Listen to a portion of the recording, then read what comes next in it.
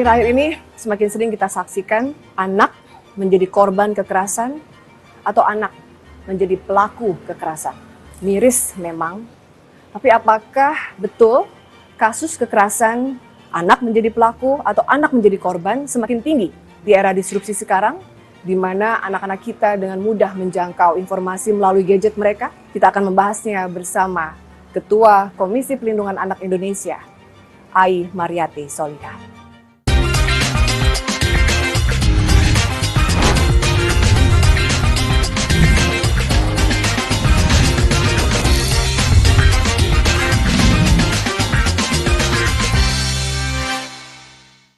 Ketua Komisi Perlindungan Anak Indonesia, ini ibunya seluruh anak Indonesia nih, Ai Mariyati Sholiha.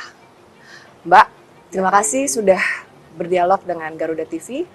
Baik, tadi kita sudah lihat ya, data tahun 2023 ini membuat miris banget nih. 153 dari 262 kekerasan pada anak di tahun 2023 itu justru dilakukan oleh ibu kandungnya sendiri. Saya ini ibu juga, Mbak juga ibu. Kok apa ya, setiap kali mendengar berita-berita seperti ini tuh saya tuh tercekat, mau nangis. Sering banget sih ya kita melihat kasus-kasus begini dan ya kita jadi ibu terpukul sih Mbak. Kenapa sih Mbak ibu sendiri gitu loh, tega-teganya gitu melakukan kekerasan pada anaknya sendiri yang dilahirkannya? Ya, terima kasih Mbak Eli dan juga teman-teman Garuda TV. Tentu ini kesempatan yang sangat baik ya, dan ini kepentingan kita bersama untuk teredukasi sesungguhnya. Pertama, saya harus sampaikan bahwa pelanggaran hak anak di Indonesia itu hampir seluruh dimensi teradukan ke KPAI. Salah satu yang menjadi pelanggaran terbesar itu adalah anak-anak yang di dalam keluarga dan pengasuhan alternatif itu tertinggi, diantaranya biasanya anak-anak korban atas perselisihan orang tua, sengketa pasca perceraian misalnya, atau akses bertemu. Nah ini yang kemudian kita record gitu ya di dalam pelaporan, dan tertinggi adalah keluarga ini. Lalu ada lagi yang disebut anak membutuhkan perlindungan khusus. Ini juga yang terrecord dari mulai anak misalnya korban perkosaan ya atau persetubuhan, korban kekerasan fisik dan atau psikis, perundungan, anak korban eksploitasi dan lain sebagainya. Itu ada 15 bentuk. Ini juga terrecord. Nah, salah satunya penyumbang juga siapa pelaku, hubungannya dengan anak sebagai korban ini siapa? Yang pertama itu adalah bapak kandung. Oh, justru paling besar dilakukan oleh bapak kandung sendiri ya? Itu mencapai 22%. Dan berikutnya yang kedua adalah ibu kandung yang tadi disampaikan. Jadi kalau kita boleh simpulkan itu memang keluarga. Artinya kekerasan tertinggi pada anak dalam keluarga itu justru dilakukan oleh ayah ibunya sendiri. Iya, gitu. Jenis pelanggaran hak anak ya yang kita petakan ternyata ada yang sifatnya sengketa tadi, dan juga ada yang bersifat kekerasan langsung. Yaitu tadi ya, fisik, psikis, ya, pencabulan, kekerasan seksual, dan lain sebagainya. Nah, apalagi penyumbang lainnya, itu ada aparat penegak hukum, ada guru, ya, ada masyarakat yang anak-anak juga tidak dikenal, dan bahkan masih masuk di dalamnya adalah paman, gitu ya, lalu kakek di dalamnya, dan juga teman sebaya. Nah, ini kan kami record hampir keseluruhan, sehingga kesimpulannya adalah mereka yang justru dikenal, mereka yang ada dalam keluarga yang itu dalam pelaporan di KPAI memberikan kekerasan yang dilakukan terhadap anak. Nah, baik.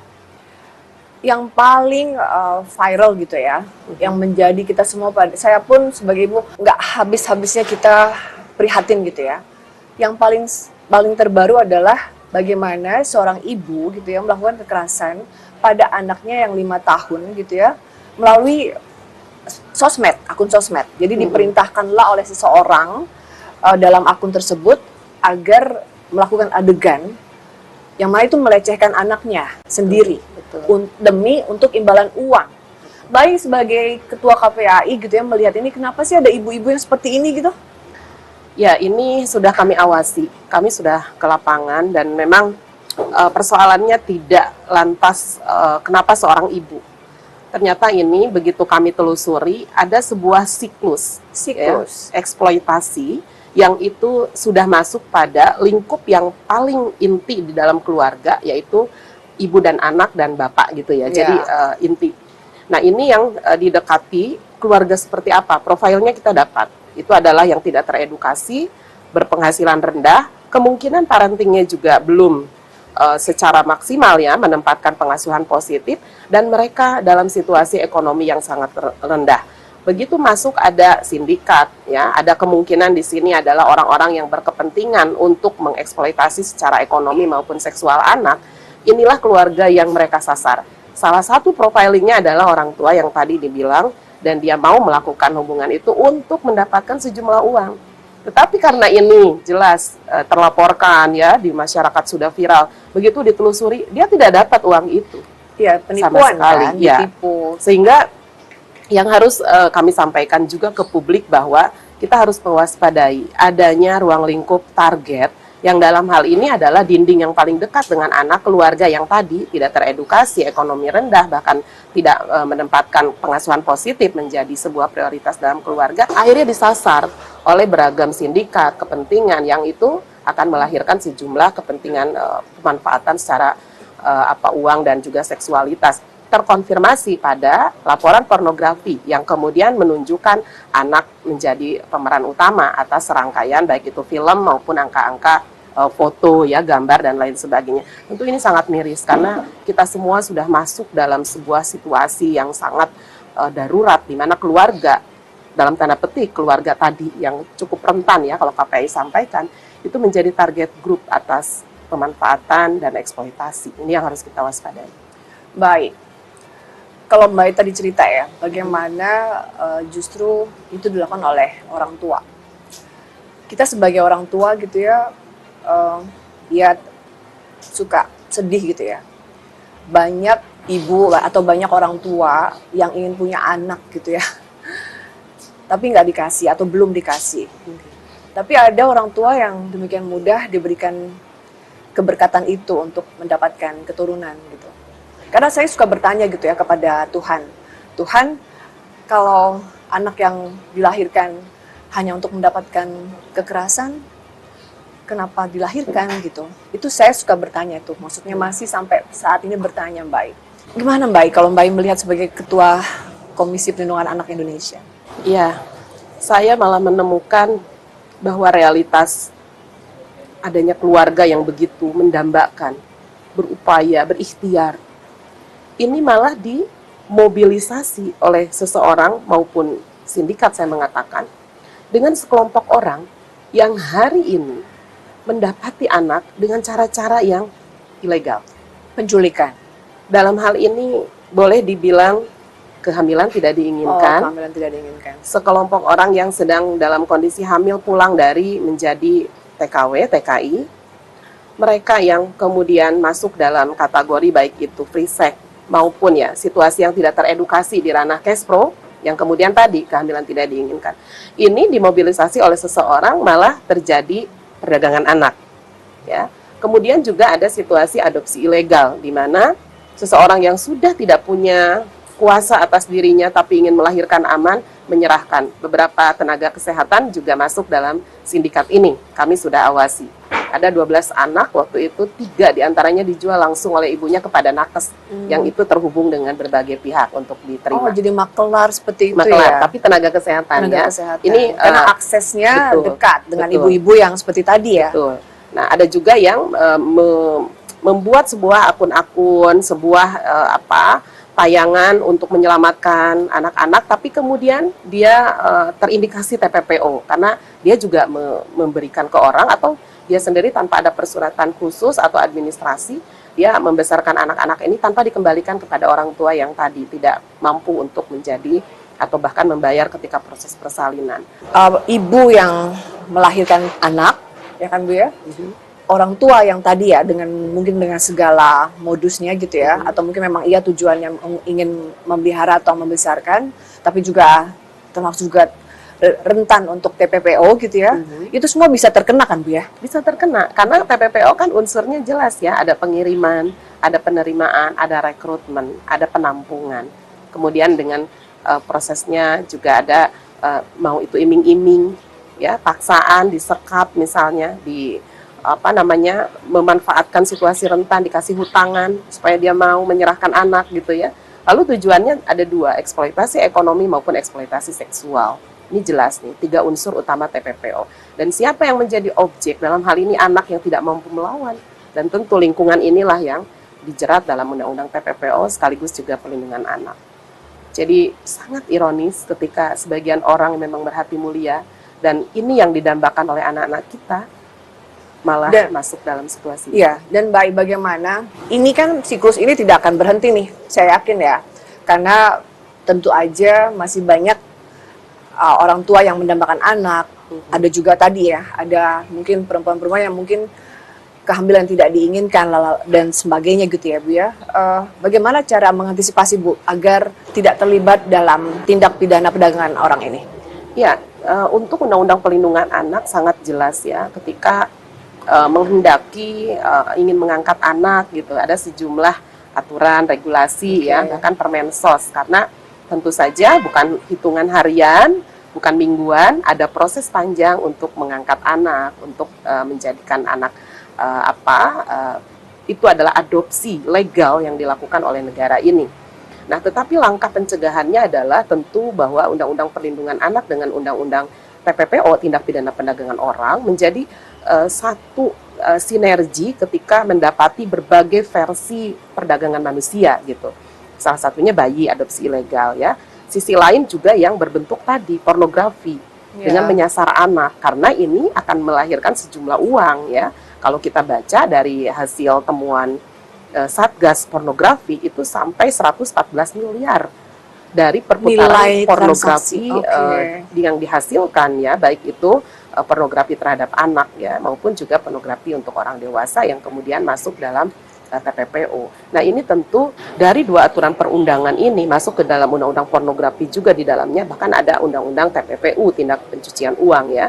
Dalam hal ini leading sektornya PPATK. KPAI melihat bahwa hari ini percepatan tindakan perdagangan manusia itu juga melampaui media sosial di dalamnya, kemudian juga percepatan teknologi dan informasi, sehingga kekuatan kepolisian itu bukan hanya secara konvensional mengadu gitu ya, lalu menggerebek. Enggak, hari ini kita sudah melibatkan cyberpol, di mana informasi yang bersifat mencurigakan, lalu juga adanya viralitas ya yang hari ini kerap terjadi, itu harus menjadi salah satu indikasi pelaporan masyarakat atas dugaan-dugaan TPPO yang masuk dalam dunia cyber ini. Kasus kekerasan pada tewasnya anak remaja Afif Maulana di Sumatera Barat yang tewas diduga di tangan aparat kepolisian.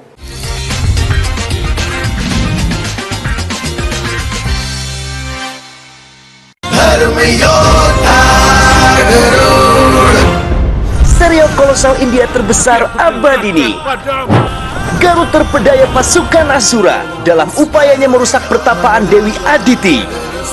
Mampukah Garut melawan tipuan musuh? Saksikan Dam Yoda Garut setiap hari pukul 8 malam hanya di Garuda TV.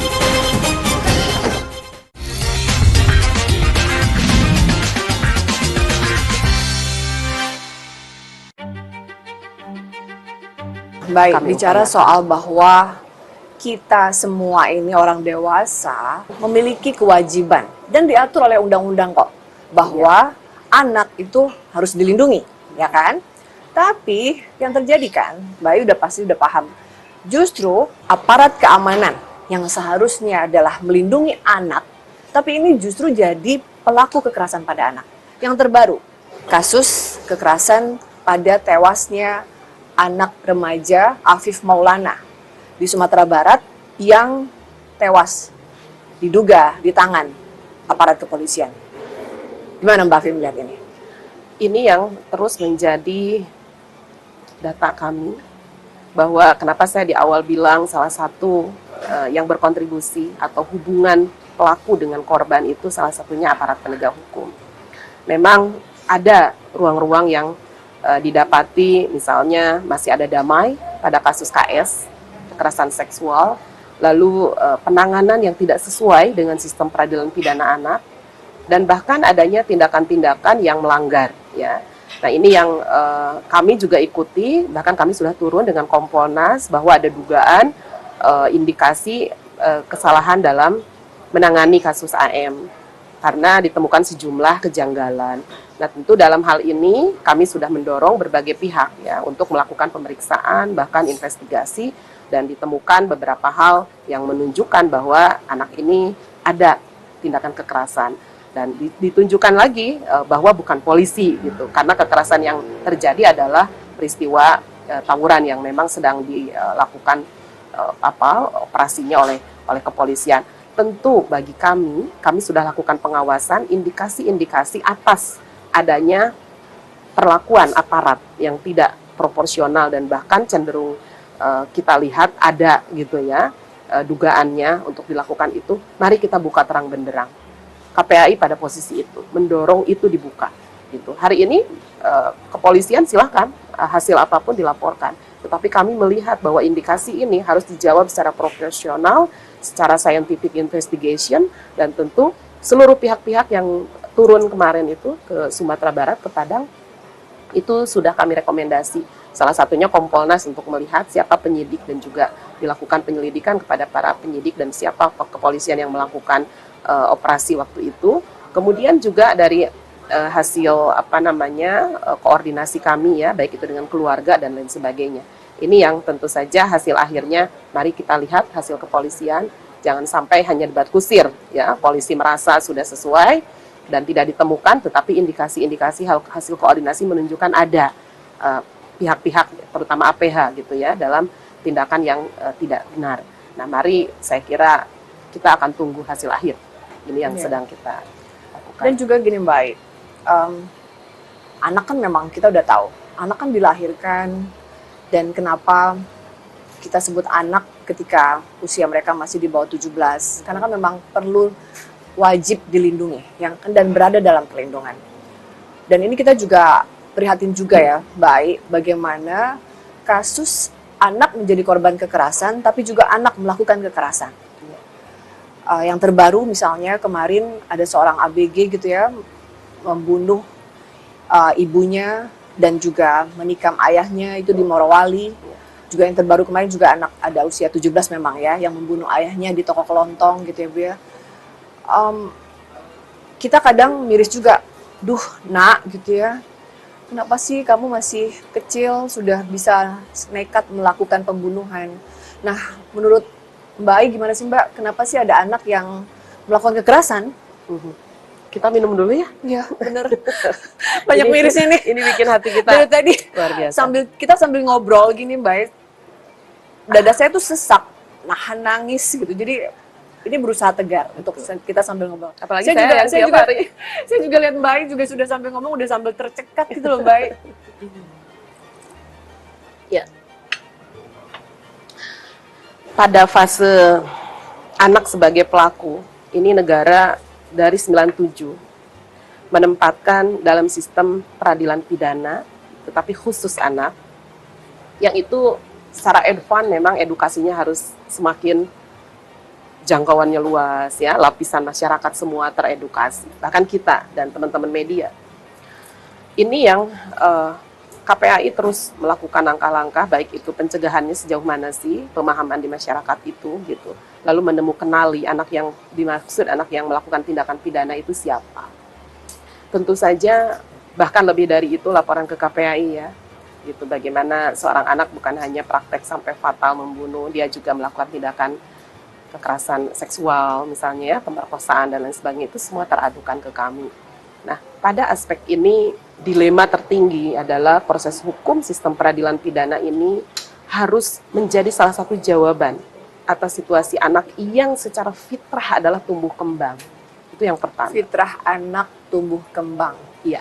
Jadi kalau ada anak yang bisa melakukan kekerasan, yang salah adalah kita orang dewasa. Untuk mengatakan bahwa situasi sosial anak ini tidak sama. Fitrah dia adalah tumbuh kembang, yaitu kecakapan mental, kecakapan fisik, dan situasi lingkungan tubuh dia. Kemudian dia berada dalam situasi yang beragam. Apakah ini keluarga rentan, keluarga yang wajar, mungkin bahkan tidak punya keluarga. Saat ini anak-anak yang tidak teredukasi, yang tidak mendapat pengasuhan itu sangat tinggi juga. Artinya ketika di hilirnya dia mampu melakukan tindakan-tindakan yang melawan hukum, ya, dia mungkin dulunya korban, tapi kemudian bermetamorfosa jadi pelaku. Mungkin menyaksikan awalnya anak sebagai saksi, tapi kemudian dia melakukan. Ini angkanya tidak sedikit. Nah, terkonfirmasilah di hilir bahwa sudah terjadi loh pembunuhannya, sudah terjadi loh perkosaannya atas alur kehidupan seseorang yang sangat rentan ini, dan kemudian dia menjadi pelaku. Disinilah proses hukum menempatkan bahwa anak-anak yang sedang tumbuh kembang lalu dia juga melakukan tindakan melawan hukum, itu harus diproses secara khusus berbasis pada pertama usia. 12 tahun ke bawah maka dia pendekatannya restorasi justice.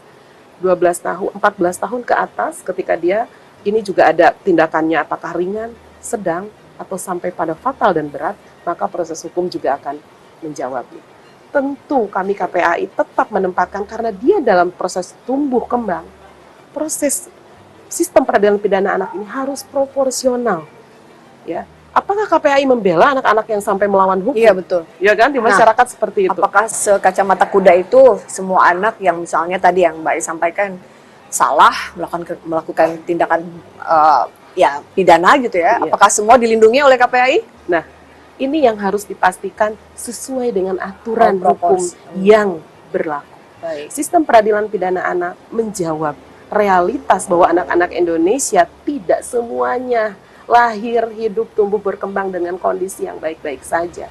Sehingga keterbatasan dan keterbelakangan itu yang melahirkan situasi pidana, maka aspek hukum ini harus menjawab.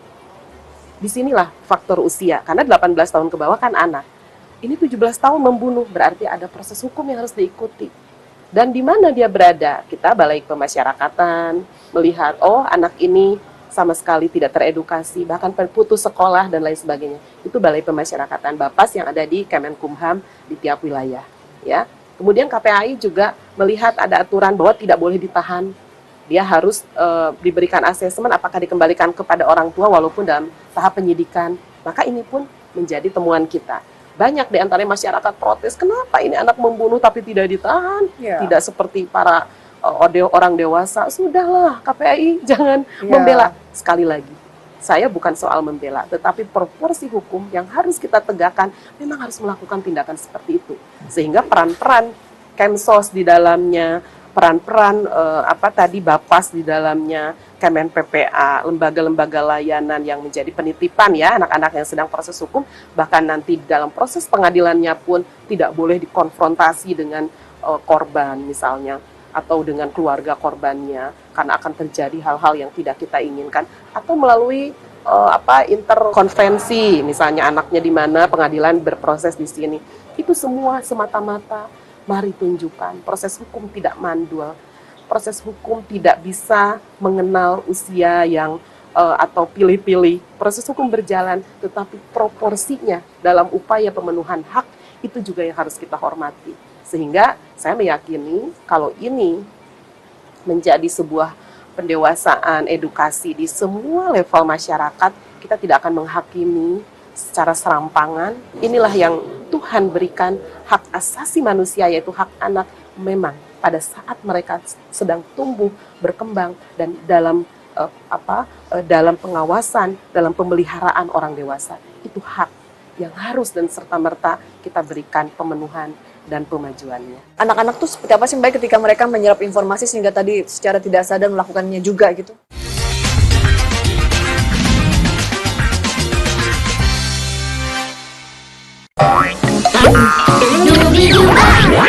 Program anak terbaru di Garuda TV.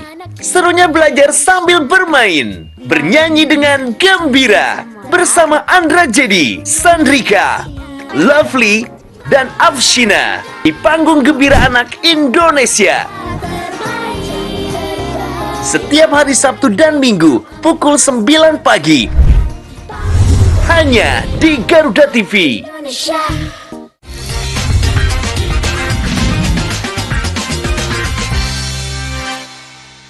Tadi sudah Mbak sampaikan ya, yang juga masih suka kita saksikan. Seperti misalnya ada kasus ada anak SMP di bantaran Kali Jaktim gitu ya, Jakarta Timur, memperkosa anak TK. Ya. Ini satu. Ada lagi anak SMP memperkosa neneknya sendiri sampai akhirnya neneknya meninggal dunia. Bagaimana Mbak Ai sampai ada kayak gini tuh, kenapa sih ada anak-anak kita yang begini gitu? Ya, perlu kita waspadai bagaimana disrupsi ya teknologi dan media ini menjadi ancaman nyata. Di satu sisi ini sudah bukan pilihan, tapi sesuatu yang harus kita terima, kita optimalkan, manfaatkan ya derasnya arus informasi dan teknologi ini untuk menuju kehidupan etos kerja ya peradaban yang jauh lebih baik. Tetapi di sisi lain disrupsi inilah yang juga harus kita kenali sejak dini. Sehingga situasi yang terjadi secara konvensional, ya kita tahu bahwa situasi ini tidak ujug-ujug hari ini gitu. Anak berkonflik hukum ini terlaporkan sejak lama gitu. Tetapi dengan adanya arus deras disrupsi yang itu masuk dalam situasi private anak, dia ada di kamar-kamar anak, dia ada di tempat-tempat yang mungkin jauh dari orang tua, tidak mau terlihat. Anak sendirian mengakses Untuk informasi mengakses. sedemikian mudah di gadgetnya, melihat segala informasi secara dangkal. Cara otak anak-anak tuh seperti apa sih Mbak ketika mereka menyerap informasi sehingga tadi secara tidak sadar melakukannya juga gitu? Ya, 75% anak bilang ke orang tua bahwa kebutuhan dia untuk memiliki internet itu bukan untuk mencari informasi dan pengetahuan, tetapi untuk chat dengan teman, yang kedua untuk nonton YouTube, dan yang ketiga main game. Sementara yang pertama, hampir 80% orang tua menyerahkan gadget beserta pulsanya untuk mencari informasi, kepentingan pendidikan, dan kepentingan untuk jika ada diperlukan dengan orang tua, komunikasi dengan orang tua. Sementara seluruh informasi apapun yang sebetulnya tidak layak dikonsumsi oleh anak, Ya. anak bisa menyaksikannya dengan mudah lewat gadget mereka. Betul. Ada gap yang luar biasa ini, gitu. Dan itu disadari oleh Kemkominfo sebagai leading sektor ya, saya kira. Tetapi ini kan juga membutuhkan ruang lingkup yang secara bersamaan bekerja. Nggak bisa hanya Kominfo saja. Saya bilang, ketika pengawasan orang tua kita dekati dengan pengasuhan positif, ya, parenting gadget, kemudian di situ juga ada komunikasi atau pengasuhan yang memang hari ini dimutakhirkan ya dengan pendekatan-pendekatan yang terbaik gitu untuk anak-anak dan kemudian berbasis pada literasi digital. Saya tanya, platform digital yang hari ini masuk di Indonesia, apakah juga punya dimensi perlindungan anak?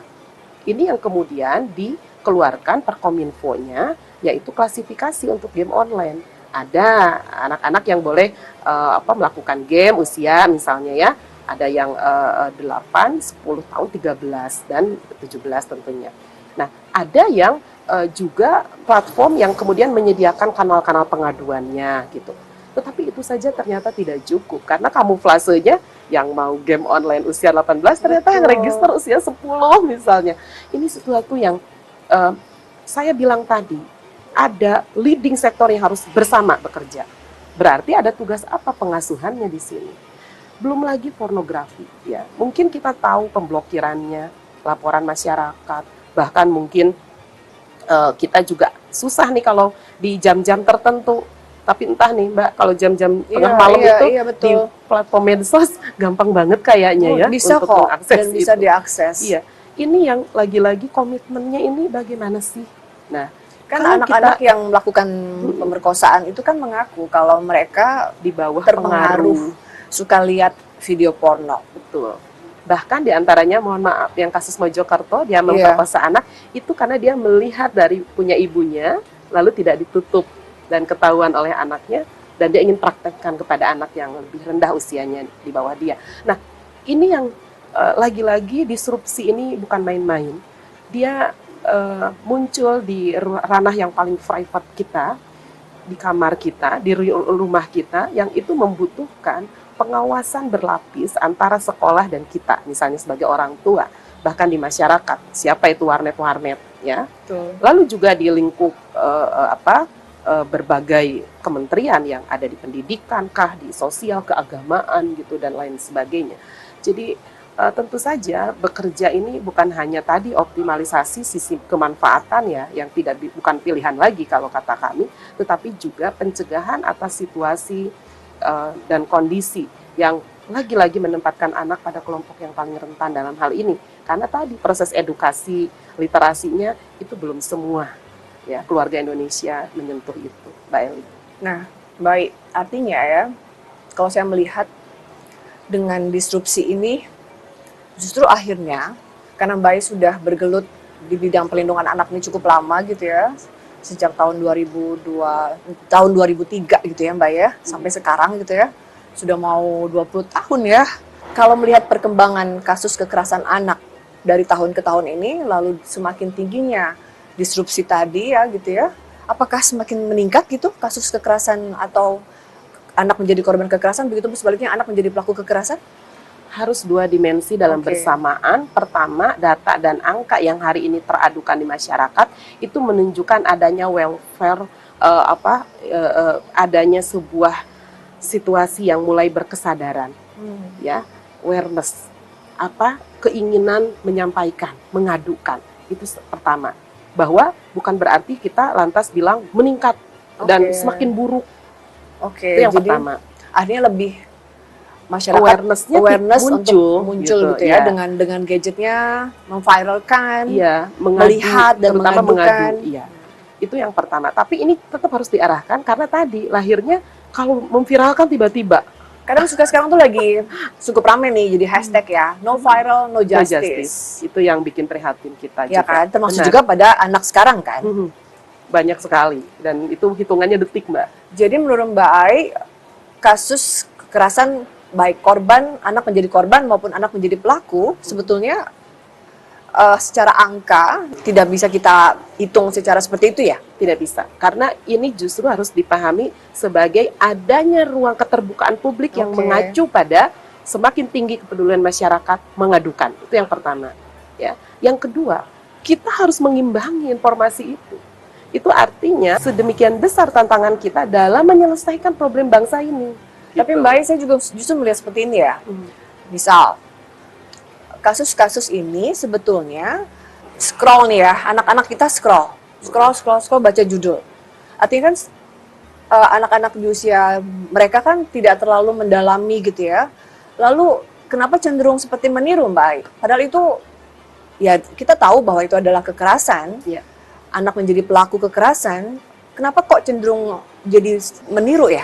Ya, tentu dalam pendekatan psikologis, tumbuh kembang yang tadi dibilang fitrahnya anak, itu menjadi salah satu kriteria atau indikator khusus bahwa dia adalah peniru ulung. Anak itu gampang meniru, peniru ulung, tapi justru lebih mudah meniru yang negatif. Kenapa anak mudah sekali untuk meniru hal-hal yang negatif yang mereka lihat? Ya, sebetulnya kan tidak bisa di general yang negatif saja. Cuman hari ini beberapa penyebab ya latar belakang bahwa anak-anak ini sebagai peniru itu ternyata hal negatif pun dia lakukan gitu. Ya, ini harus kita cermati dalam berbagai teori psikososial ya. Selain tumbuh kembang itu sebagai fitrah anak karena menuju pendewasaan, menuju kecakapan ya, menuju sebuah konsistensi keputusan-keputusan dirinya yang terus berkembang ini, juga di satu sisi kita zaman ini berubah, realitas yang ada di sosial ini berubah, berbeda gitu. Yang mungkin dulu kita tidak semudah melihat tayangan-tayangan di media dan lain sebagainya. Hari ini mereka sudah melampaui batas-batas bahwa mereka sendiri pun sebetulnya tidak mau tiba-tiba nongol di kanal-kanal mereka, di website yang mereka buka maupun iklan, fitur dan lain sebagainya yang sebetulnya mengarah pada tindakan-tindakan yang tidak boleh mereka lakukan. Nah, ini yang saya sebut tambahan pada situasi yang mungkin tidak ditemukan pada aspek dulu anak-anak juga terlibat dalam hukum gitu ya, atau menjadi pelaku. Nah, mari dalam situasi ini tentu kita harus menyadari sepenuhnya bahwa tantangan yang anak-anak hadapi hari ini berkali lipat daripada situasi dan kondisi anak-anak Indonesia sebelumnya. Ya setidaknya dalam 7 tahun terakhir saya berkecimpung di KPAI gitu. Kalau 2003 itu saya masih mendampingi anak-anak pemulung di Bandung ya, di Kabupaten Bandung itu tidak ada istilahnya gadget dan lain sebagainya. Tapi hari ini perbedaan. Artinya Mbak, anak kita sekarang ya nggak lebih berat ya tantangannya ya. Benar. Karena ini anak-anak kita adalah hari ini tersesat mungkin sebulan 2 bulan, tapi kehidupannya adalah puluhan atau belasan tahun yang akan dia hadapi.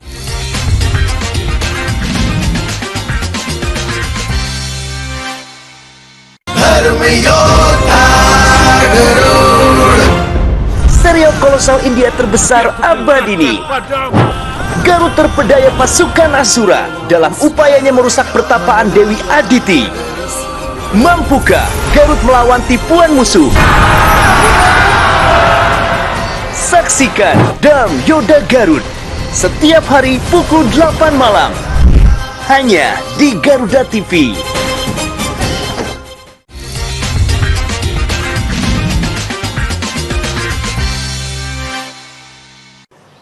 Kalau Mbak simpulkan deh, singkat aja. Sosmed itu lebih banyak positifnya apa negatifnya untuk anak?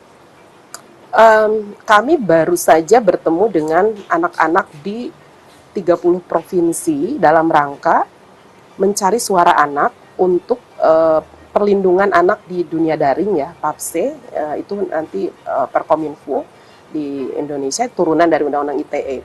Mereka mengatakan bahwa media sosial ini sudah menawarkan sisi kreativitas. Oke. Ya, itu artinya mereka ada yang mengambil sisi manfaat dan edukasi untuk lebih mengekspresikan diri dan jiwanya untuk hal positif. Betul. Tetapi di sisi lain, ya, penggunaan medsos ini juga harus disertai dengan kecakapan bermedia, etis bermedia, bahkan sosiokultur yang harus melekat pada anak dan kita semua.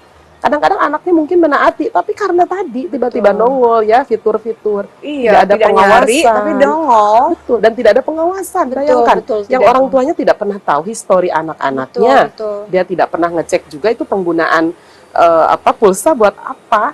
Ini juga masalah yang mereka alami, tapi ya kita semua tidak bisa menghakimi bahwa anak yang menyalahgunakan sepenuhnya gitu. Sehingga bagi saya tetap pedang bermata dua ini harus di dalam kerangka pengawasan dan di dalam pemenuhan hak serta perlindungan anak.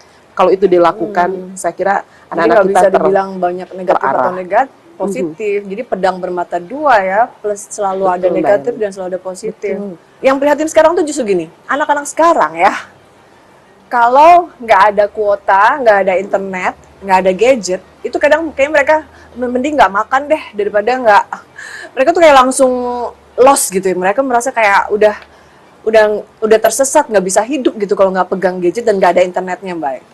Ya, beberapa hal itu menunjukkan ada ketergantungan, ya, terlaporkan ke kami. Justru yang anak-anak seperti itu, rumah sakit jiwa misalnya, lalu bimbingan psikiater yang diperlukan, itu kami rekomendasikan untuk situasi-situasi itu mungkin anak-anak udah kecanduannya ada yang levelnya juga baru tadi. Dia diem, tidak mau ngapa-ngapain. Ada yang sudah sampai menjedotkan kepala. Ada yang sudah sampai melukai diri, mohon maaf harus saya sampaikan.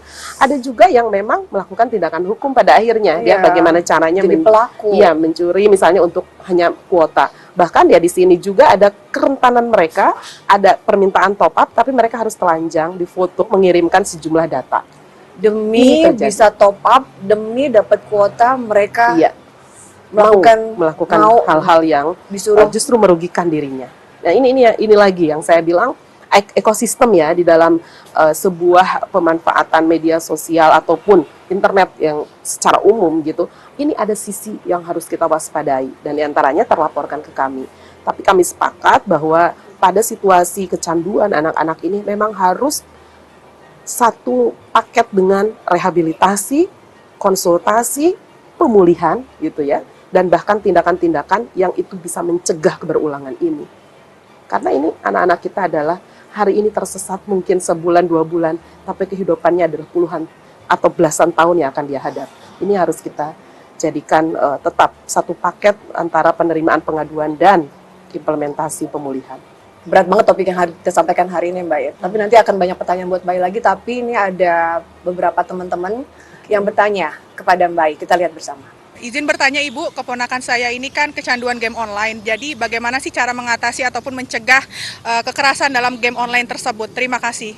Game online, tadi Mbak bilang. Benar. anak saya sendiri juga bisa tuh dia merayu-rayu saya untuk bisa beliin dia game online. Tapi saya selalu bilang, itu menjadi reward kalau misalnya raportnya bagus, kalau dia misalnya dapat angka yang baik, dan saya mau tahu dia game apa. Itu saya selalu perhatiin, kamu main apa sih? Kamu main apa sih? Nah, ini ada orang tua, ya misalnya seperti saya gitu ya, yang selalu memantau anak saya mengakses apa, dan saya selalu lihat tuh. Saya bisa lihat anak saya yang berusia 9 tahun ini, dia main game online apa, dan sejauh ini positif. Bagaimana tadi Mbak, yang kecanduan game-game online yang tadi, kita tahu ada game online yang membuat anak jadi mudah tantrum, mudah marah, jadi jadi mudah emosi, karena gitu tadi ya, game-gamenya keras gitu. Saya pun teradukan beberapa kolega yang itu punya pendidikan tinggi, punya pekerjaan baik, bahkan aparat penegak Tuh, baik, tidak sekedar dari orang anak, dari keluarga yang mungkin yang ekonomi yang biasa saja biasa ya, saja, bahkan kurang teredukasi. Ini dari keluarga yang ya berpendidikan, orang tua yang secara ekonomi mapan, tapi menghadapi anak-anak yang kecanduan game, ya, ada yang sampai ngambil kartu kredit ibunya berjuta-juta rupiah gitu. betul. Hal yang paling utama dan pertama, jadikanlah kita sebagai tempat kembali seaman-amannya, senyaman-nyamannya anak ini. Orang tua, tempat kembali yang nyaman buat anak-anak kita ya. Setelah trust, bonding, ya, Trust, bonding, kebersamaan itu terselenggara, akan ada komunikasi apa yang harus dilakukan, dan itu akan menempatkan anak. Anak ini makhluk hidup, bukan pasien sakit yang tidak punya pilihan dan keinginan. Kita mau berniat baik, mau menempatkan anak, mau membawa anak ke misalnya psikolog, bisa membayar mahal dokter dan lain sebagainya. Tetapi ini makhluk hidup yang memiliki kepercayaan kepada orang tua, yang memiliki pilihan-pilihan atas hidupnya. Dan ini tidak bisa ditentukan 1, 2, 3 hari untuk menyelesaikan tantrum situasi kecanduan. Sehingga ibu yang tadi bertanya, mari pastikan dulu itu terselenggara. Setelah itu, mari kita bawa anak-anak kita untuk melakukan konsultasi. Lebih sanahnya ya tentu melakukan rehabilitasi. Kalau itu sampai tidak terselenggara dan bahkan orang tuanya justru marah, memukuli ya sebagian, bahkan akhirnya angkat tangan, ini anak sudah melewati batas misalnya, kecanduannya bukan hanya game tapi pornografi, yang itu dikaitkan dosa, nista, aib dan lain sebagainya. Maka saya minta anak-anak ini harus teman-teman adukan kepada pihak-pihak yang akan memberikan dukungan. Baik itu kepada kami, misalnya KPAI, tentu kami akan lakukan asesmen mendalam dan akan dirujuk kemana, maupun yang lebih cepat teman-teman bisa mengadu ke UPTD terkait, ya, bahwa harus ada tindakan apa yang kami lakukan. Dan tadi disertai dengan harus berniat terbuka dan menjadi tempat kembali yang paling aman dan nyaman bagi anak-anak. Berat ini. Baik, ini ada pertanyaan lagi, kita lihat nonton bersama. Sekarang banyak anak dieksploitasi untuk menjadi pengemis. Apakah saya berhak mengasih uang atau memberi imbalan kepada mereka? Dieksploitasi untuk jadi pengemis. Kita melihatnya kesian ya. Mau dikasih atau enggak nih? Gimana Mbak Ayu? Tentu banyak diantaranya yang malah dieksploitasi. Anak oleh orang tuanya minta-minta dan mereka jadi bandarnya. Yang paling harus dilakukan kita adalah, pertama, saya mengajak teman-teman untuk menjadi agent, mengadukan ini. Hanya dengan foto pun bisa dikirimkan ke dinas sosial atau lembaga pegiat anak, itu sangat membantu. Tetapi kita sebagai manusia biasa, di depan mata lah diadu-adukan, lama juga ini, bagaimana dong? Ya memang proses nggak bisa instan hari itu. Tetapi memang dengan tidak memberi, itu menjadi alat bantu kita. Ya, bukan berarti apakah tidak memberi itu juga akan menyelesaikan. Tetap, dimanapun akan ada lagi pemulung ya, kadang-kadang bukan hanya peminta-minta, pemulung, tiba-tiba anak yang membersihkan kaca mobil kita dan lain sebagainya. Nah, sebenarnya langkah inilah yang sedang ditangani pemerintah dengan berbagai jaring pengaman sosial, tetapi tentu saja ada hal-hal yang bersifat mereka juga ingin diselesaikan secara instan, menempatkan kita sebagai orang yang berpikir cerdas, ya harus masuk dalam agenda pemerintah ini, lalu juga ada langkahnya. nggak apa-apa kita melaporkan dengan memfoto ya untuk menyelesaikan. Ada sebagian yang saya terpanggil untuk menjadi orang tua asuh misalnya. Kalau orang tua asuh saya kira negara ini sangat terbuka. Tetapi kan kalau untuk adopsi ya, anak angkat Ya, itu ada aturan-aturan yang aturannya. memang harus kita ikuti. Sehingga menurut saya justru tindak kejahatan dan eksploitasinya yang harus kita putus mata rantainya siapapun. Mau dia orang tua, apalagi tadi orang-orang yang mengepul atau sengaja merekrut anak-anak untuk dijadikan pengemis, itu harus teradukan, terlaporkan, baik itu kepada kepolisian maupun ya kami ya, para lembaga-lembaga layanan pengaduan. Ini sisi dilema. Kita pikir dengan ngasih seceng dua ceng menyelesaikan hari itu? Tidak juga.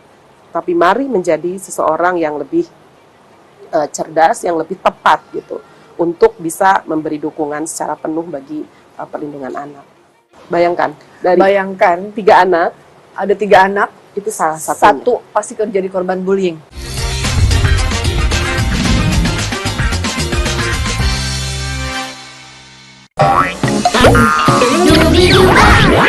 Program anak terbaru di Garuda TV.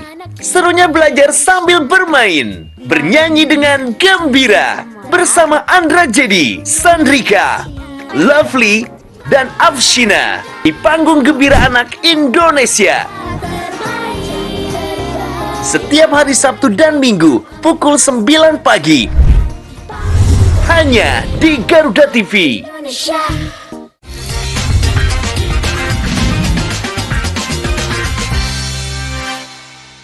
Ini kasus bullying, ya. Oh iya. Menurut saya ini kasus yang ya sesama anak lah ya. Ada beberapa kejadian anak sampai terjun, lompat dari sekolahnya karena dibully oleh teman-temannya. Ada lagi karena tidak tahan bullying terus-terusan, anak ini sakit lalu meninggal. Kasus bullying ini tidak akan selesai sepertinya baik. Tapi saya melihatnya kok selalu terjadi dan ini anak-anak kita loh. Saya selalu, misalnya saya sebagai ibu gitu ya, selalu memastikan anak saya tidak mendapatkan bullying dari temannya di sekolah. Tapi ada anak mungkin yang tidak bercerita, lalu tertekan, lalu tadi mengakhiri nyawanya. Gimana Mbak? 1 dari 3 anak dari data Kemendikbud Ristek itu terindikasi bully. Bayangkan, dari Bayangkan 3 anak ada 3 anak, itu salah satu pasti jadi korban bullying. Iya, terindikasi. Artinya bully itu kan bisa verbal, Iya, bisa betul, perilaku. seksual, kita betul-betul harus identifikasi. Nah, tentu laporan ke KPAI itu juga setiap tahun meningkat, gitu. Apalagi ditambah cyberbully, ya. Kalau bully tanpa cyber kan kita identifikasinya sesuatu yang di luar ranah media. Nah, ini lain lagi. Ternyata pembulian dahsyat itu juga terjadi. Misalnya pada status seseorang, gambar seseorang, itu anak-anak itu luar biasa kena pada psikologis anak ini. Nah, ini yang di ranah pendidikan keluarnya Permendikbud 46/2023 tentang pencegahan tindak kekerasan ya, salah satunya bully, itu sebagai upaya gerakan secara simultan juga kesiapan sekolah untuk menjadi perangkat aktif ya, zero tolerance terhadap kekerasan, dan salah satunya adalah bully. Hari ini tepat sekali Mbak Eli bertanya situasi bully dalam misalnya MPLS ya, pengenalan masa sekolah ini di tahun ini. Pas ini banget kan, ini. Ya, melahirkan ada anak yang baru, ada senioritas gitu ya, ada yang merasa lebih senior. Tentu ini yang harus diwaspadai. Saya menghimbau sekolah untuk membuka kanal pengaduan. Karena anak-anak baru ini yang tanda petik ya maksud saya, diantaranya selalu ada laporan-laporan yang dibully oleh kakak kelasnya dan lain sebagainya. Ini yang harus kita antisipasi sekaligus memberikan wadah ketika ini terjadi. Nah, KPAI menghormati dan mengapresiasi adanya Permendikbud ini, tetapi di sisi lain kita juga harus larinya lebih kencang. Nggak bisa edukasi itu hanya menunggu misalnya informasi atau seruan dinas. Tetapi adanya komite sekolah, adanya alumni-alumni di sekolah itu, ini yang harus proaktif juga. Sebagai lapis utama, komunitas, community school, ini bergerak. Bahwa anti-bully ini bukan slogan yang itu misalnya dari pemerintah atau hanya regulasi. Tetapi berawalnya ya dari kita sendiri, dari grup kita sendiri. WhatsApp grup ibu-ibu komite, Iya. orang tua komite di dalamnya, masih rentan bullying nggak kira-kira? Betul. Ini harus kita evaluasi diri kita. Berikutnya ya, pada dimensi guru ya, kemudian tenaga pendidikan, pimpinan leadership sekolah. Ini harus menempatkan betul-betul teredukasi anak-anak kita. Ada OSIS loh di dalamnya, ada misalnya kelompok-kelompok eskul di dalamnya, anak-anak yang disabilitas di dalamnya, kemudian mereka yang mungkin status sosialnya juga terlihat, kamu penerima, sorry ya, KIS, aku Iya. mah enggak, Nah, kamu bukan orang berada, bahkan mungkin orang tua yang bekerja, yang mungkin serabutan dan lain sebagainya. Pada fase ini, bully itu memang sangat rinci, sangat rumit gitu ya, rumit ya. kompleksitasnya. Tidak lantas misalnya anaknya harus dikuatkan mentalnya biar Mhm. kalau dibully tahan Ada, gitu ya. Atau anak yang membuli gitu ya, karakternya diperbaiki biar mereka saling menghargai. Itu tidak Jadi, sesimpel itu kan, Betul. Bay? Ukurannya ya harmonisasi. Ya, Harmonisasi. Kalau harmonisasi, inklusivitas, menerima perbedaan-perbedaan situasi anak-anak ini, itu ukuran-ukuran makro yang kalau kita kecil-kecilkan lagi per kelas, per kelompok itu terjadi nggak bisa menjamin juga Iya, gitu. betul. Sehingga kita concern terhadap bully itu mari diawali dari diri kita sendiri, kemudian masuk pada situasi budaya. Kalau budaya kita sudah anti bully, akan terpancar, akan secara reflektif, spontanitas dan bahkan berulang terjadi etika, attitude dan sebuah lingkungan kondusif yang tidak ada bully di dalamnya. Saya kira aturan yang baru standar, saya menyebutnya standar awam ya, pemerintah ini, mari kita ciptakan itu. Setiap kelas ada tulisan no bully gitu ya. Oke. Di kantin misalnya ciptakan no bully dimanapun, sehingga anak terbangun masuk dalam ranah budaya anti bully itu. Nah, ini juga yang terinternalisasi dalam keseharian seluruh mata pelajaran gitu. Karena lagi-lagi kita tuh pasti anak ini kan beragam, daya cerna, daya tangkap. Ketika di kelas itu ada seseorang yang daya cerna, daya tangkapnya kurang, lalu guru kadang mau menjas, ya, kamu ini memang telat, tulalit, dan lain-lain, itu juga yang menjadi, oh guru saya aja, gitu. Boleh kok bully dia, apalagi kita-kita. Iya. Ini yang saya agak panjang ngomong bully ini, karena begitu lapisan sosial atau aktivitas yang dibangun di sekolah itu luar biasa berkontribusi pada tertanamnya nilai saya boleh atau tidak melakukan sesuatu yang sebetulnya itu ada tindakan bully. Sehingga mari sama-sama kuncinya. Dan ini waktu yang sangat tepat, Garuda TV, waktu MPLS anak-anak ya, dan semua saya kira dari mulai SD, SMP ya, bahkan PAUD dan anak baru gitu masuk untuk say no bully, karena ini adalah etape awal, tempat yang paling nyaman selain rumah adalah sekolah dan lembaga pendidikan. Baik, bisa sampaikan lagi dari kesimpulan kita hari ini secara singkat saja, mungkin pesan kepada para orang tua dan orang-orang dewasa, bagaimana agar kita semua punya tanggung jawab yang sama untuk melindungi anak-anak kita. Anak ini aset bangsa. Anak ini bukan aset individu yang bisa kita berlakukan sewenang-wenang, sehingga seperti aset kekayaan ya, yang kita bisa klaim bahwa itu hak milik kita. Untuk itu, anak-anak ini adalah manusia yang hidup, tumbuh, berkembang sempurna sesuai dengan usia, sesuai dengan perkembangannya hari ini. Yang menjadi tanggung jawab kita adalah memberi dukungan, optimalisasi, fasilitasi, pemeliharaan, dan bahkan memberi dukungan pada pandangan dan pendapat mereka. Sehingga tercipta partisipasi yang baik, pandangan-pandangan hidup yang baik, yang berpengaruh pada seluruh tindakan dan perilaku anak-anak yang setiap detik mengalami perubahan sehingga fase usia di 18 tahun. Untuk itu, kerjasama dari mulai keluarga, orang tua, ya, keluarga besar, masyarakat, lingkungan pendidikan, lingkungan sepermainan, gitu, itu sangat berpengaruh dan berkontribusi pada tumbuh kembang yang optimal pada anak-anak kita. Di ranah perlindungan khusus, pengaduan adalah kunci bagi putusnya mata rantai kekerasan terhadap anak Jadi jangan ragu, jangan menunggu situasi kekerasan, hari itu kita dengar, hari itu kita respon. Hari itu juga kita bebaskan anak-anak dari situasi kekerasan. Karena pada satu tahap tertentu, anak-anak yang mengalami kekerasan berpotensi untuk menjadi pelaku. Disitulah kontribusi kita mengakhiri kekerasan dan sekaligus mencegah terjadinya kekerasan. Artinya baik, anak itu haknya adalah tumbuh kembang. Iya, anak haknya ayah ibu yang melahirkan. Tapi dukungan kita semua, orang-orang dewasa di lingkungan sekitar si anak, kalau melihat anak menjadi korban, kita semua punya kewajiban untuk melindungi anak tersebut. Ya Mbak ya? Ayu Mariyati Sholihah, Ketua Komisi Perlindungan Anak Indonesia. Terima kasih sudah berdialog bersama Garuda TV. Terima kasih.